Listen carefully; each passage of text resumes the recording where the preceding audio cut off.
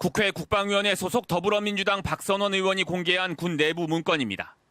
박 의원 측이 제보자 보호를 위해 내용만 정리해 공개한 문건에는 협상과 고문, 자백 유도제 등의 소제목이 적혀 있습니다.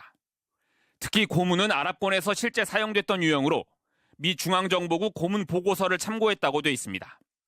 문건에는 눈 가리고 나체 상태로 장시간 방치해 체온 저하시키기, 수건으로 얼굴 덮고 물 붓기, 벌레와 개 등을 이용해 공포심 유발하기 등 신체적 고문 방법을 사용하고 정신적 고문은 독방에 감금시켜 외부 소식 차단하기, 가족에 대한 위해와 협박하기, 평생 불구자로 만들겠다고 위협하기 등을 하라고 돼 있습니다.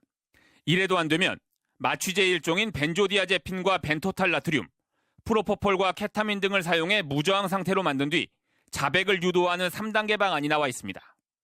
이를 폭로한 박 의원은 윤석열, 김용현, 노상원 등이 내란에 성공한 뒤 고문과 약물 등으로 반대 진영의 정치인과 시민들을 굴복시켜 진술을 조작하려 한 것이라고 주장했습니다.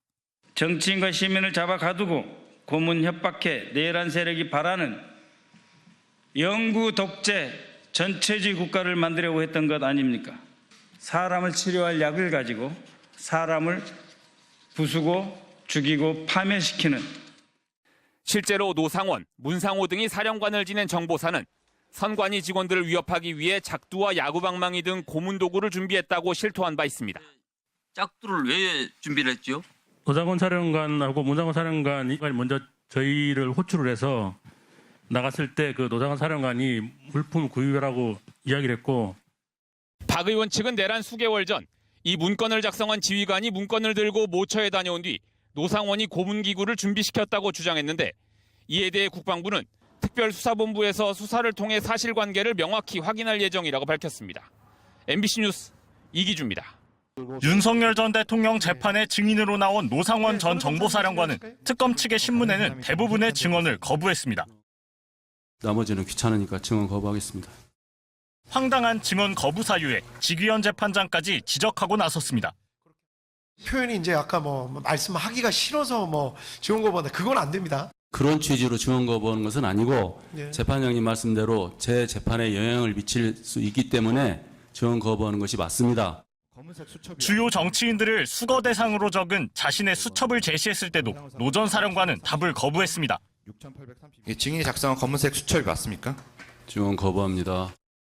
이른바 롯데리아 회동 당시 CCTV에서 뭔가를 머리에 덮어 씌우는 동작을 취하며 말하는 장면도 잘 모르겠다고 했습니다.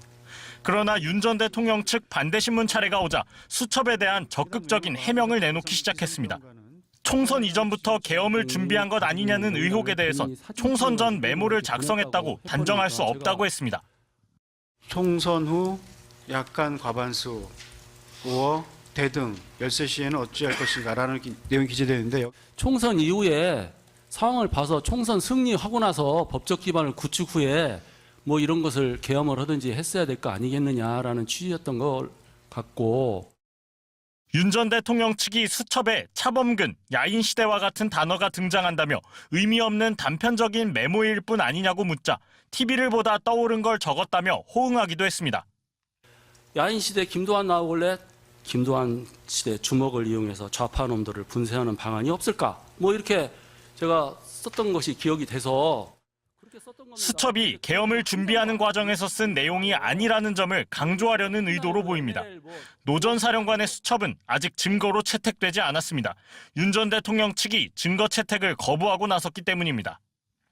아마도 채택될 가능성이 높은데 거기 그렇게 기재가 돼 있다고 해서 그게 의미가 있는 것인지 없는 것인지 그걸 많이 여쭤보시는 것 같은데, 그 부분에 좀 주된 주장을 많이 하시는 게 낫지 않을까. 특검은 플리바게닝, 이른바 사법거래 시도가 있었다는 주장에 대해서는 위법한 행위는 없었다고 일축했습니다. MBC 뉴스 송정훈입니다.